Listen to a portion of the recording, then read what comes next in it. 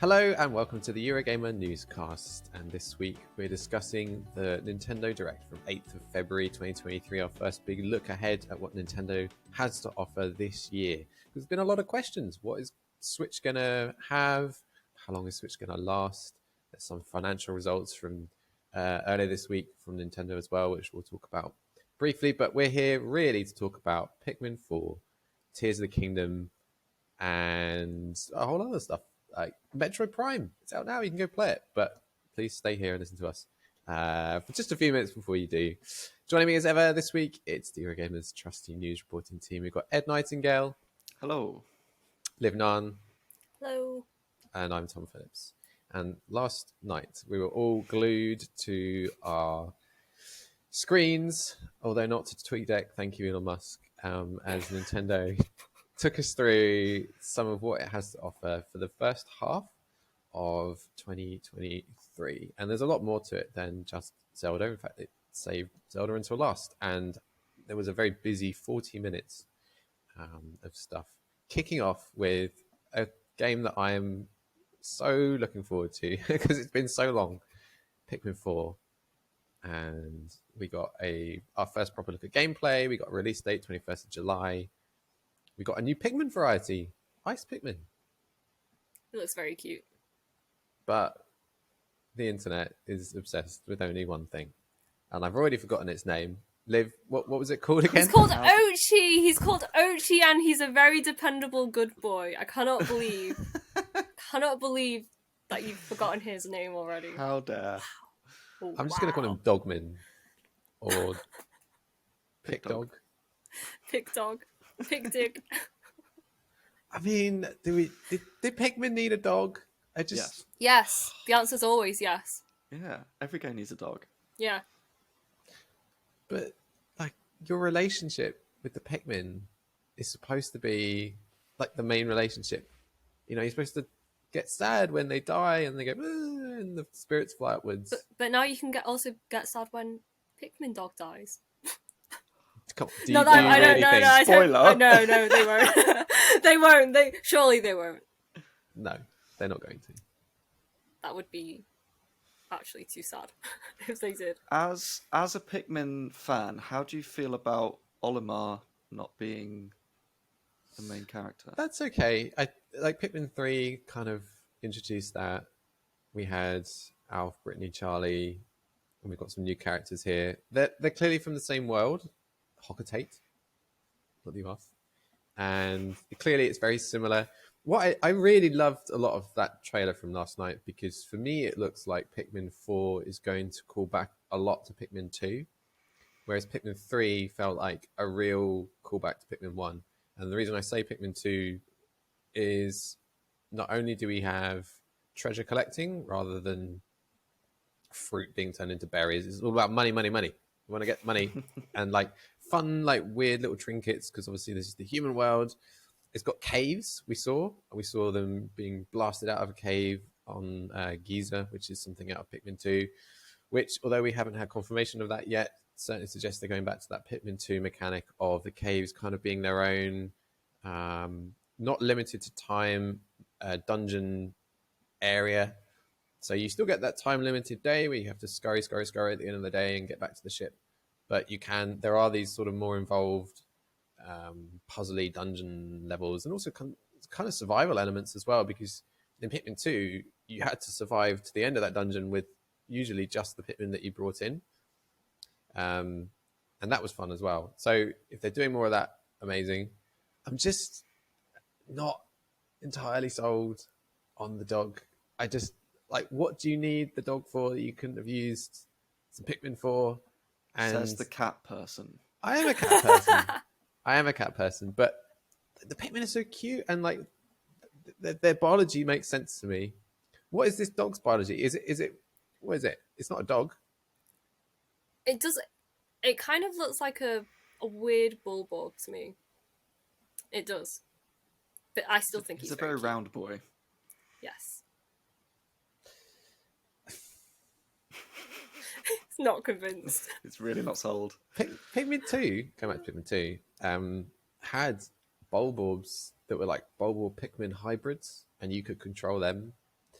And I feel like they've been shafted so that they can put a character on the front of the box. Look, at the end of the day, if this helps Pikmin 4 sell a few more copies because everyone's cooing over a cute dog, then fine, I suppose.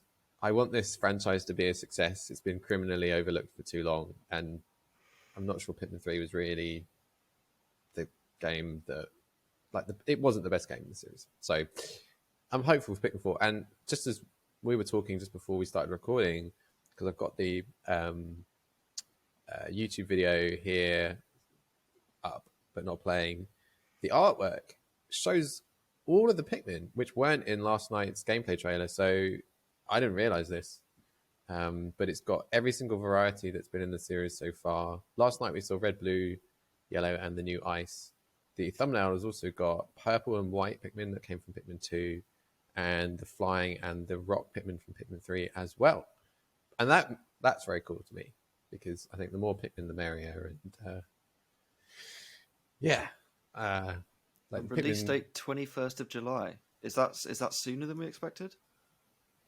I think so, because I think, or just people were thinking Zelda is in May.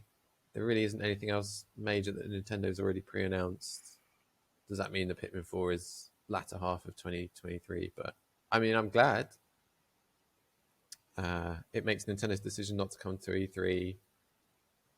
I don't know. Would you hang a stand on Pikmin 4? Probably not. I would go. But yeah, I'm yeah. In general, I'm really looking forward to it. I'm not sure. I can tell.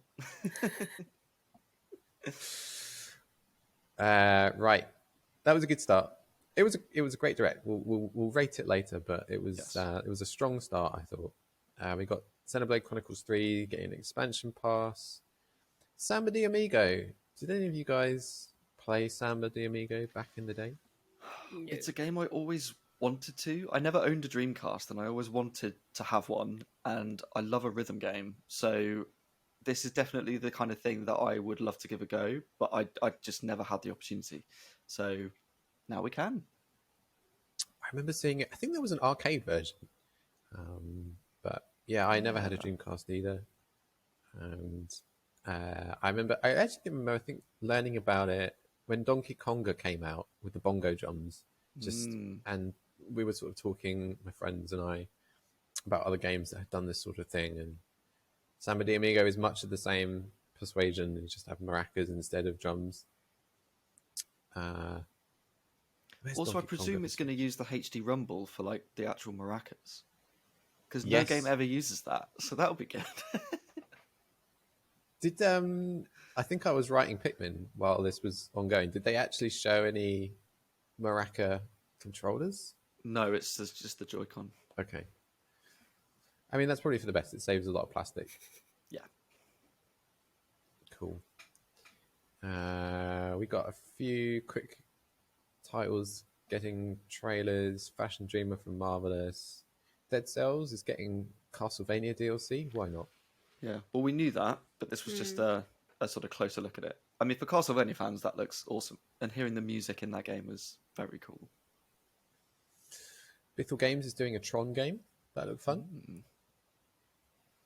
And Ghost Trick. Liv, you like Ghost Trick? Yes, it's been years since I last played it. But it's I just remember it being really fun. Like, having... Because you get to, like, possess... objects, and you can sort of make them move and stuff, and then you can just sort of experiment and see, like, oh, what do I need to make happen so that, like, this person survives, things like that. And yeah, so I'm definitely looking forward to that. Was it on DS? Yes, it was on DS originally. People have been wanting to see this for quite a while, so this is very good. I never played it on DS, so this could be a good chance to pick up and play now. Level 5's Deca Police look nice. Ed, how do you feel now after seeing a little bit more of Bayonetta Origins, Cereza and the Lost Demon? Cereza? Cereza. Cereza. Cereza Saraza. Exactly. I think it's a really interesting game because it's such a departure from the main series. With Bayonetta being such a sort of sexualized character, and now you're playing as a much younger version in this fairy tale book world. It's a very, very different take on the series, which I think initially is a big shock for people to be like, okay, well, what is this? But then when you see it in action, I think actually the gameplay looks really interesting. It's sort of top down, exploring puzzles. Cereza doesn't actually battle, but you have this lost demon, which is the Cheshire Cat from the main series, who battles for you. So that there's sort of two character gameplay going on, lots of puzzle solving, and a really, really beautiful art style. So I actually think it looks decent. I'm looking forward to giving that a go. Do you think it might appeal to people? Because at this point, I think if you like Bayonetta, you like Bayonetta, and if you probably aren't convinced by Bayonetta, you probably didn't pick up Bayonetta 3. Do you think this one has a good chance of bringing new people into the franchise? No. because it's so different. I think people might play this and think, oh, this looks interesting, but then that doesn't necessarily correlate to the main series because they're just so different. So I think this is very much going to be a fan service game for people who already like Bayonetta. I don't see it being of interest to new players as much. I get the sense that they could have probably done this game with any character as the main character. It didn't need to be Bayonetta. Yeah. But it will probably sell a few more copies because it is Bayonetta. That's very true. Next up, Splatoon 3. We got to look at the expansion pass. I hope that campaign is good. Yeah, me too. Wave 1 is just, it's a new hub area. Great. But Wave 2 is then a whole new campaign. So hopefully that's interesting. Yeah. I think we're all expecting this. Splatoon 3 has done huge numbers for Nintendo. We mentioned the financial results. Splatoon 3 was one of two really big hits for Nintendo over the last financial year, but over the last quarter it's continued to sell. It's one of the biggest selling Switch games of all time in Japan, if not the biggest. And Pokemon was the other big success story. So yeah, we're expecting more from Splatoon. Probably almost certainly going to get more from Pokemon. We didn't hear anything about Pokemon today, but then Pokemon Company often does its own announcements in a separate Pokemon Direct, and I'm sure we'll hear what expansion plans are for Scarlet and Violet in the months to come. Disney Illusion Island. I thought this looked quite nice. Mm. It was cute. It's giving me sort of Rayman Legends vibes. Yeah. Yeah, really, really pretty animation from Delilah, British studio, worked on most recently Battletoads, among other things. Look nice. Nice surprise. Fire Emblem Engage, more expansion stuff for that. And then Harmony the Fall of Reverie, which caught my eye because of its development studio. Don't Nod, the team, or rather the company behind the original Life is Strange games. This looks to be the work of people in their Paris studio. So the people who made the original Don't Nod Life is Strange games have now since moved over to Don't Nod Montreal. They're working on that game that was teased quite recently. Looks to be set in the 1990s. This is something very different. Don't Nod have never done a 2D game before. I was kind of getting, not from the combat or anything, because I don't know if there even is combat, but something kind of like Hades vibes. You know, you're talking to these almost godlike deities. And I really like the branching narrative, kind of almost like a roadmap that you can see. So you can see the paths your choices can split off into, depending on whether you align with greed or bliss or whatever one of the sort of emotional deities that you are chatting with at that point. So do you see that during gameplay to inform your choice? I'm not sure if you see it before you make the choice or afterwards, but you can certainly see it. I think you might be able to see it before because they've described it as a sort of clairvoyance. It reminds me of, I don't know if any of you played As Dusk Falls. Yep.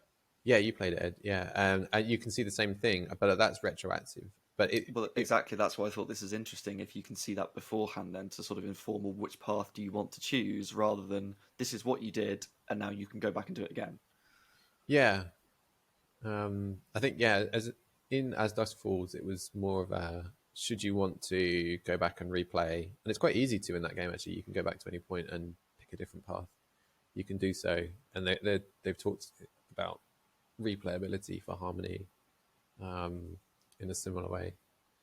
So I'm keen to keep an eye on that. It's out in June, and it's not just a Switch. It was announced last night, but it's also coming to PS5, Xbox Series X, and S, and PC. Nice. We've got a demo for Octopath Traveler 2, which is available now.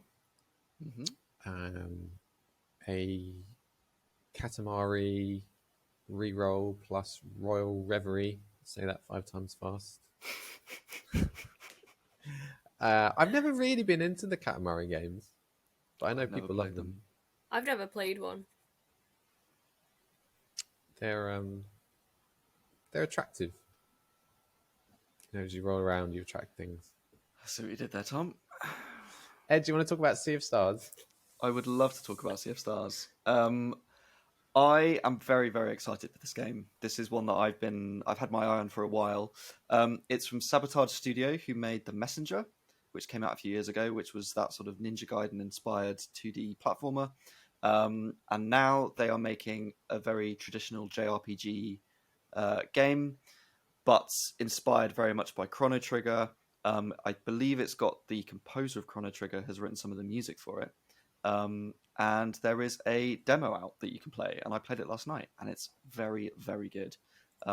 It's got really, really beautifully expressive animation of these pixel characters, a really interesting battle system it's got the sort of combo techniques of Chrono Trigger meets the button prompts of the Mario RPG games. So in order to attack and defend, you can press button prompts to increase your power, and it just looks stunning, and it's giving that sort of retro RPG SNES vibe that is very in at the moment. Chained Echoes came out at the end of last year, which was another sort of retro style JRPG. There are lots at the moment. They're very popular, but this one in particular, I think, is going to be very, very good. Sounds fun. We got free-to-play air hockey multiplayer game Omega Strikers and a trilogy remaster of Etrian Odyssey. And then we got, finally, Advance Wars 1+2 Reboot Camp, which is being rebooted for launch on 21st of April. I think we all expected that this was going to turn up now sooner or later. Yeah, I think this was the one thing we all expected. This is going to get shadow dropped. And it wasn't. Are you glad that it didn't get shadow dropped? Because I know there was some discussion about when would be appropriate to release this. I mean, it's hard to say because, you know, their reasons for not releasing it last year were because of the war in Ukraine, and that's not over. So it's hard to say, like, oh, now is a good time to release it, because is there ever a good time to release it? So, you know, I guess at least a year later is something. But yeah, it's good that it is finally coming. Yeah, I think so. We can maybe talk about this a bit more in a bit, but it did feel a bit like last night was sort of, what have we got? We've got a year left for Switch, maybe. You know, it's time to finally start getting these games out there that have been hanging around for a while. And yeah, I think, as you said, it was delayed for the right reasons, but who knows what's going to be happening in the real world in a month or in 3 months or later this year. And there comes a point where I think you just say, look, it's time for it to get out there. We got a demo for Kirby's Return to Dreamland Deluxe. And then one of the biggest announcements of the evening, Game Boy and Game Boy Color games. At long last. To Nintendo Switch Prime. Yeah.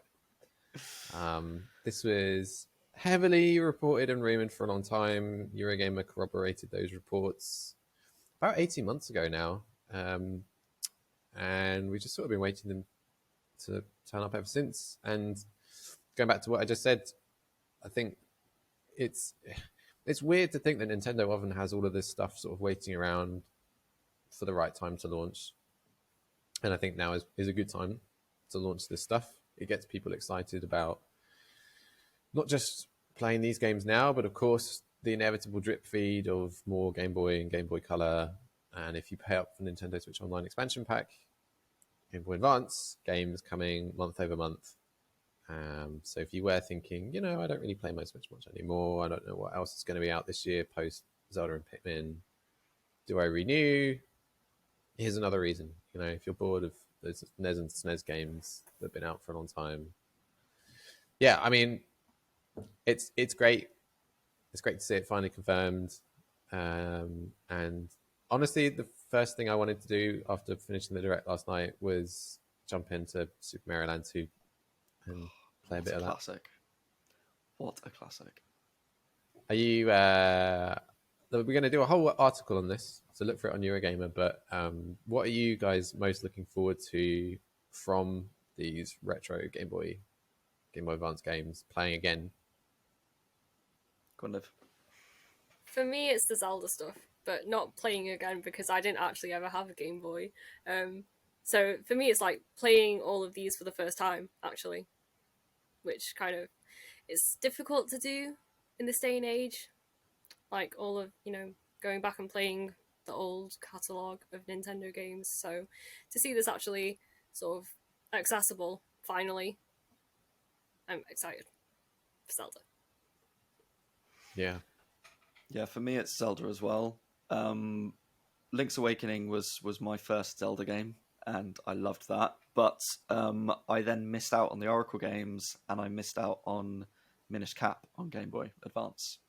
So Minish Cap I can play now. The Oracle games are still coming soon. And that means that aside from, I think, Wind Waker and Twilight Princess, you can now play pretty much every Zelda game, and the DS games. And the 3DS games. Okay, I take it back. You can play a lot of Zelda on the Switch. So that's good. Also, Golden Sun is coming soon, which is very exciting because that game is incredible. Yeah. I got extremely excited when I saw that come up. There hasn't been much for Golden Sun fans to get excited about now for quite some time. So it was lovely to see that. There's just, you forget how many brilliant games were on those handhelds. WarioWare, can't wait to play those again. And you're right, Liv. Like, these haven't been the most easy games to play in some cases. And in the past, Nintendo has sold some Game Boy and Game Boy Color games piecemeal, cheaper than probably it would be if you track down an official cartridge from eBay, but still not completely as cheap as you may want. And some of the Game Boy Advance games have never really been released digitally. A bit of a history lesson, but when the 3DS came out and price dropped, they did release some GBA games as part of the Ambassador program.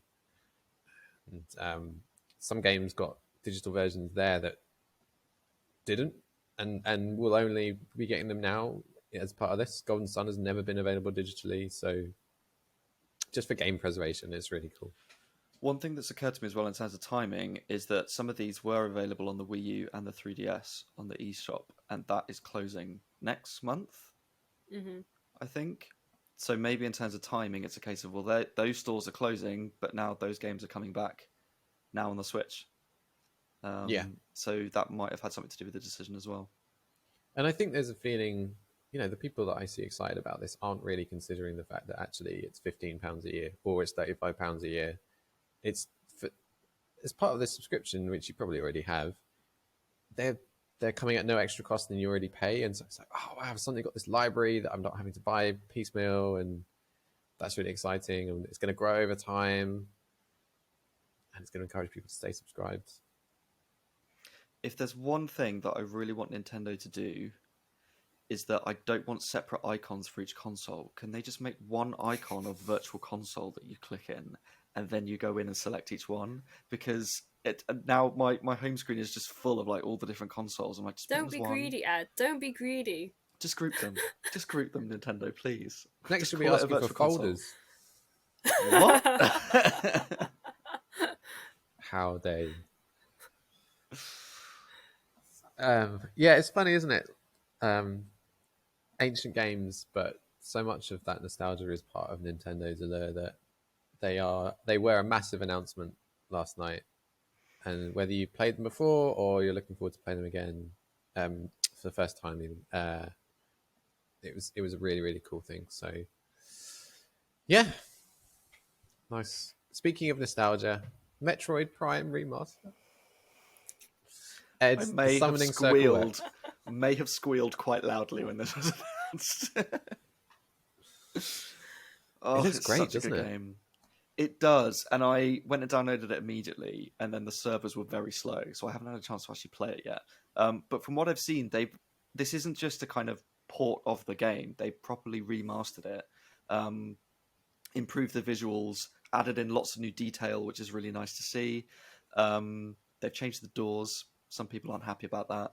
And they've got some new control schemes as well. So you can now play it for the first time with dual sticks as a proper modern first-person shooter, which it was never meant to be. It was a first-person adventure when they first announced it, because people were worried that Metroid was going to be the next Halo. And it wasn't. It was, you played it with one stick, and you can still use those classic controls. Or you can use motion controls, which they use for the Wii U trilogy version. And now they've also got dual stick controls. So lots of control options, which I'm interested to try out. But this is like one of the best GameCube games. It's one of the best Metroid games. It's so good to finally have it on the Switch, because it's been rumoured for so long. It's so nice to have it and looking so good. What is your opinion on Doorgate? I mean, it's a door. I haven't seen them in action yet, so maybe I'll play it and be like, oh my god, this looks terrible. But my immediate reaction was, it's a door. Also, Doorgate. I see what you did there. Yeah, I can't wait to play again. I can visualize so much about that game, the layout of the rooms. I played it so many times. The music from Fendrana Drifts. Yep, what a classic. So good. Do you think this arrival now suggests Metroid Prime 4 is coming this year, or do you think this arrival now is because Metroid Prime 4 is still ages away and they need games to fill the release calendar? I would love to have Metroid Prime 4 soon, because I'm really excited about it, but I don't think it will be this year. I think it's still probably a long way off. I feel like the focus this year is Tis the Kingdom. And I don't think Metroid Prime 4 is going to be this year. However, I do feel like they're releasing this to sort of start that hype train going. So I don't think it's, delayed by 3 years or something. I think it is still very much in a good, hopefully in a good state, and is on the way. And this is the start of, okay, let's build up some Metroid interest. But I don't think we'll see it this year. Maybe 2023 is Metroid Prime, 2024 is Metroid Prime 2, 2025 is Metroid Prime 3. Don't say that, Tom. Please. Liv, if you were Shigeru Miyamoto right now and you can press the button to release Metroid Prime 4 Christmas and it will sell some copies, and Switch will have a cool Switch game for Christmas, or say there is new Switch hardware coming in 2024, maybe early 2024, do you hold it back 4 months, 5 months, and release it with a 4K version? What would you do? I reckon there's enough interest for it to be kept for a Switch 2. Because, people have been waiting a very, very long time for it. And, with how excited people were for the Prime remastered getting dropped yesterday, I reckon I would save it, keep it in the bank. I think, like at this point, obviously we don't know when Switch 2 is going to launch, but I think everyone's pretty much on the same page that it's not going to be this year, but it needs to be soon. Nintendo's financials sort of indicated that. It was another sign that Switch has plateaued and sales are now, they're not as strong as they were. And some of that is down to like sales were really good during COVID and also just natural life cycle with 6 years into Switch now. And that is a good age for any old console. But if Switch 2 did come out in 2024, we can kind of rule out the idea that it's going to launch with a big new Zelda, because they're not going to release another one so soon.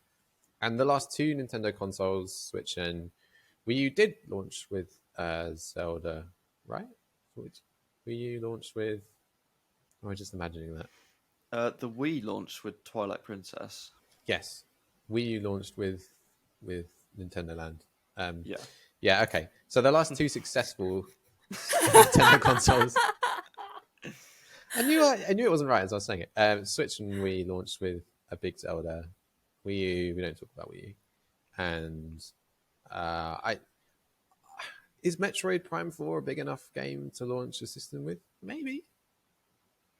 I mean, technically, the Switch OLED launched with Metroid Dread, because that came out at the same time, and that console was used to sort of really show off the detail of that world. And I think Metroid does have a slightly more, I don't want to say realistic graphical look, but it's not cartoony like Mario or Zelda are. So it's the kind of thing that would show off graphical power potentially, and maybe appeal to a slightly more hardcore audience.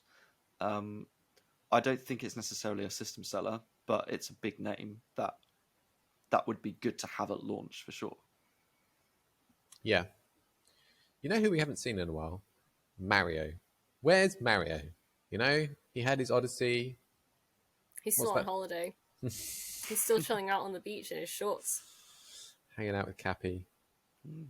Yeah. Anyway, that's a whole different newscast. We've still got loads. Mario is missing. Yeah. To keep things short, I'm going to skip through a few smaller things that were there, but Baten Kaitos 1 and 2. It was a good night for GameCube fans. It was a great night for GameCube fans.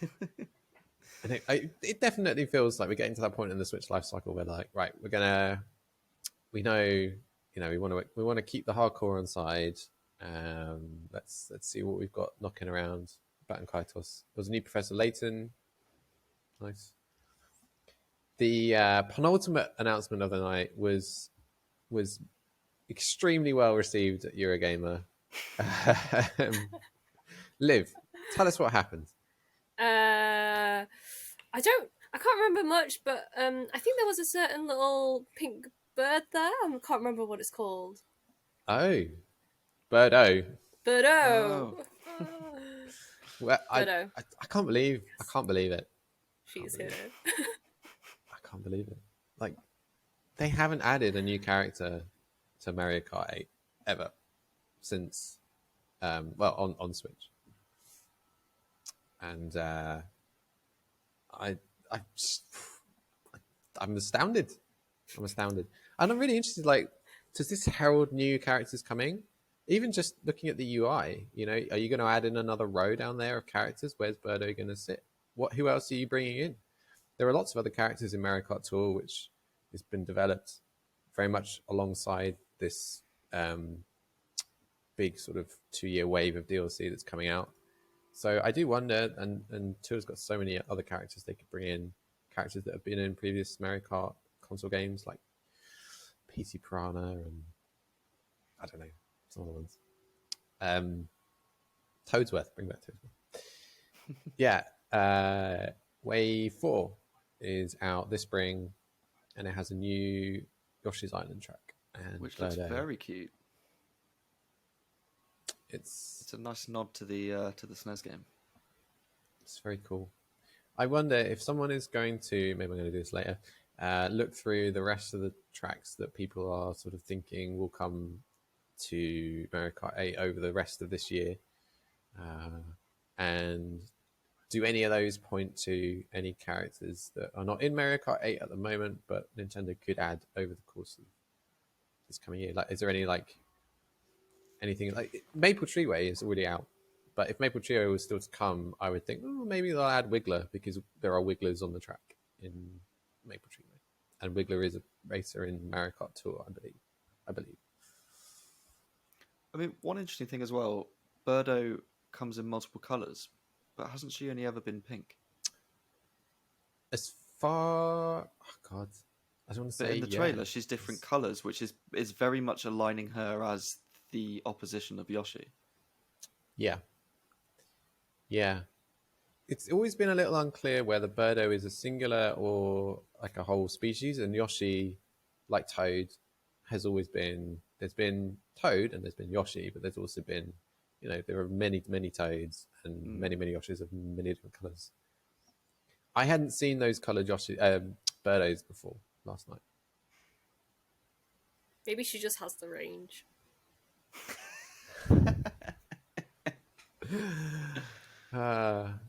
Yeah. There's multiple colours, but only one person can select Birdo.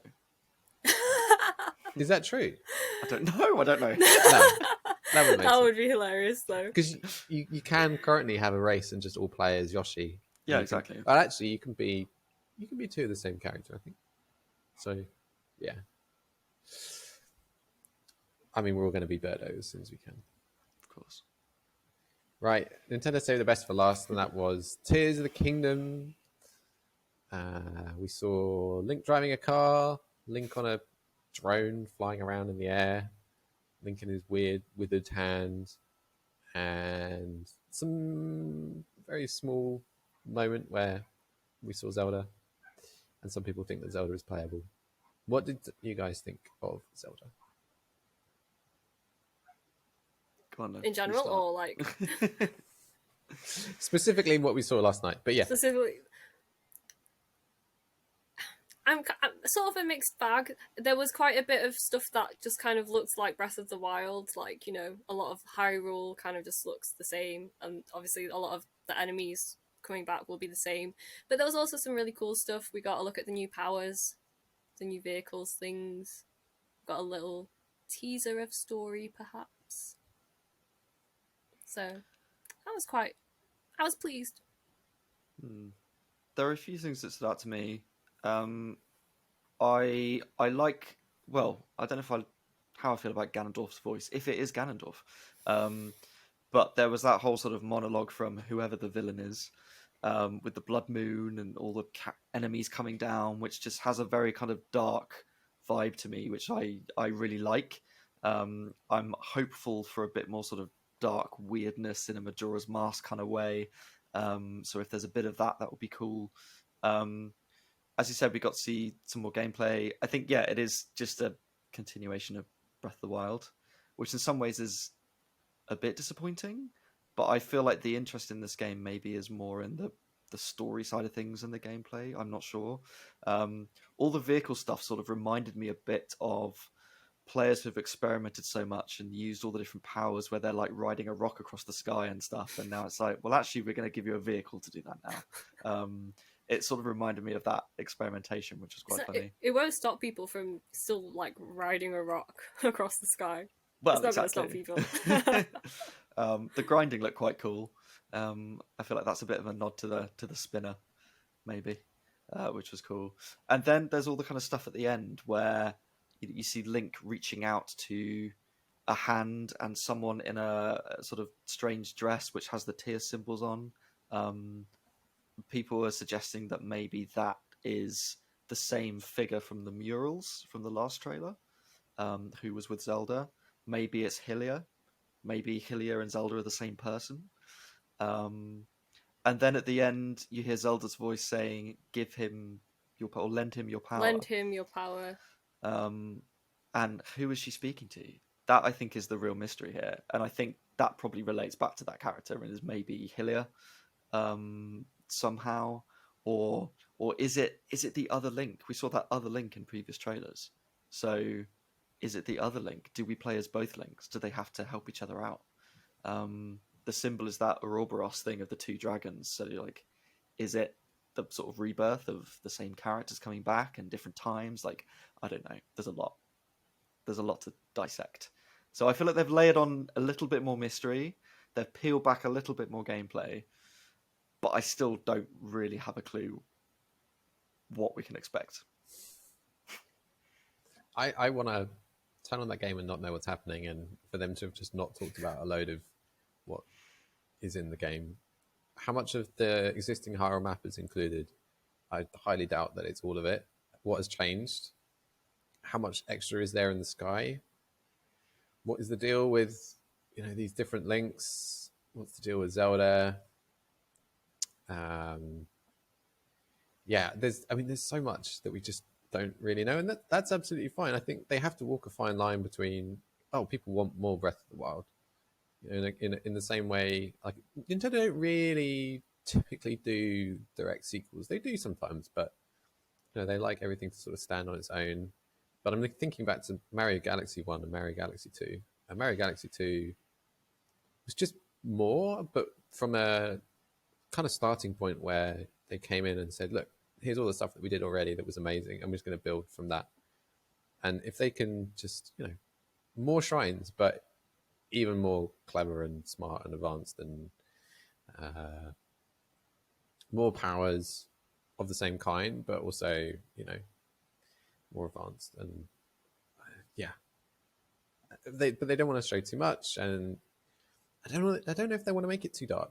I part of Breath of the Wild I loved was just exploring the world and running around in my horse, and I don't want to explore a world that's really depressing and dark all of the time. So not all the time, but just some of the time. I need something twisted in there. I don't like purity. Give me something a little bit weird. Okay. But also, when you mentioned shrines there, like there was a little bit where you see him manipulating some sort of mechanism that's up in that looks like it's up in the sky, maybe. I think maybe there won't be shrines, but I think the sky area will be the equivalent of where it's full of puzzles to solve. Which that could makes be cool. sense.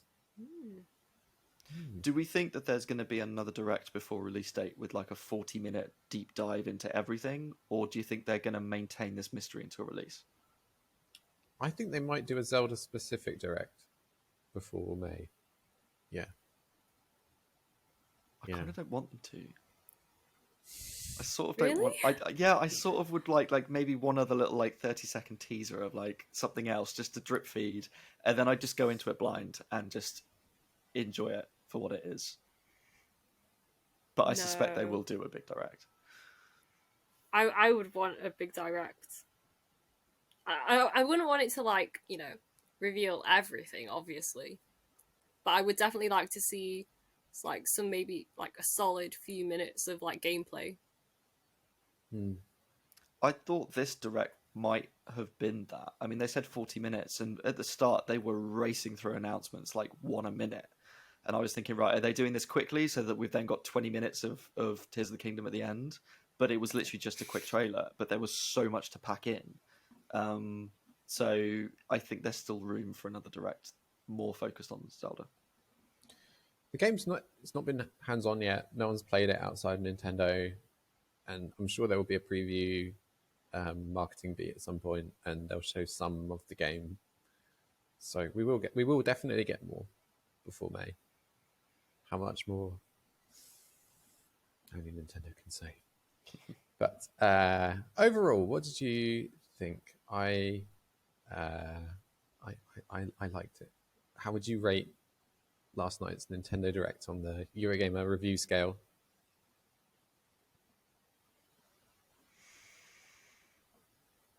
I think I'm going to go recommended. But it's borderline essential. Just so that they ticked off so many big series. They've ticked off we got more of Zelda, we got more Metroid, the Game Boy thing is cool. There was some indie stuff in there, like I said, Sea of Stars I'm really excited about. But I think it wasn't quite brand new announcements necessarily. It was all stuff that was kind of expected but is nice to have. So I'm going to go recommended. What about you, Liv? I think I would also go recommended, but I think there was a lot of stuff that kind of was sort of retro things like SNES, GameCube, stuff like that. And I think because I personally wasn't really in that generation, I didn't have like a Game Boy or anything. I think you're the first person I've ever met who didn't have a Game Boy. I just didn't have. I just skipped out like a bunch of kind of. I didn't have anything Nintendo until the DS. So like for me, that the nostalgia of all that is kind of not really there. And I think it was a really, really great direct for people who kind of were in that era. But there was still good stuff. There was still a lot of stuff that I liked. Pointing at us there? Are you pointing I at us? think You calling us old? it's No, pretty no obvious, fingers, though. no fingers, it's no pretty fingers anywhere. Wow. Well, as an old fart like me, I Well, I loved wasn't it. going to say it, but I wasn't going to Yeah. say anything. But I'd give it an essential. I think for me, it was full of stuff that I can think, wow, I haven't played that in a very long time, and I would love to play again on Game Boy, Metroid, even Baten Kaitos, to be honest. Stuff like Pikmin, that's cool and new, even though it's got the dog. But looks to be like a really interesting return to form. I really hope, with all of the Pikmin species, caves, stuff from Pikmin 2. Yeah. And I love a shadow drop. I think that sort of saved Xbox recently, dropping Hi-Fi Rush at the end of its developer direct. And the expectation, I feel like you can't do one of these shows now and not shadow drop something, because there is an expectation now that you are going to do that. And it's a really cool moment when you can leave people saying, that's our show, thank you for watching, and you can go play this right now. And everyone's like, yeah. And just being able to do that with Game Boy and Metroid last night was a great moment, I think. I saw lots of people sharing screenshots of their home screen of like, look at all the new stuff I've just downloaded in one go. Yeah, and that's why it's taken 18 months for the Game Boy games to turn up, because they're waiting for the right moment to do that. Because they know, Zelda's still May. It's 3-4 months away. Pikmin is a little bit earlier than we thought, but July. Probably not going to be much in between if you're looking at first party Nintendo. So Game Boy, keep you busy till then. Metroid and Yoshi. God, it's an essential just for that. You mean Birdo, I guess, right? yeah. Sorry, Birdo. Yoshi's Island featuring Birdo. Good save. Do we think the Game Boy games will be like one a month, like they've done with the SNES and N64 games? I hope at least a couple a month. And does that mean it's the end of the old ones? Because they still have not released Mario RPG on the SNES. And I really want to play it. But I fear that this is the end of SNES games. I think they might still drip feed them, but they've done most of them. Yeah. We shall see.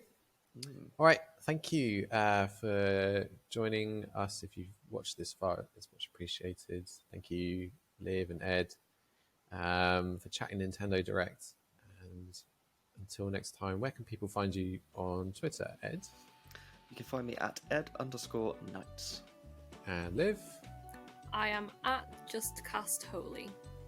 And I'm at Tom Phillips EG. Thanks for watching again, everyone. We'll see you next time. Bye for now. See you then. Bye.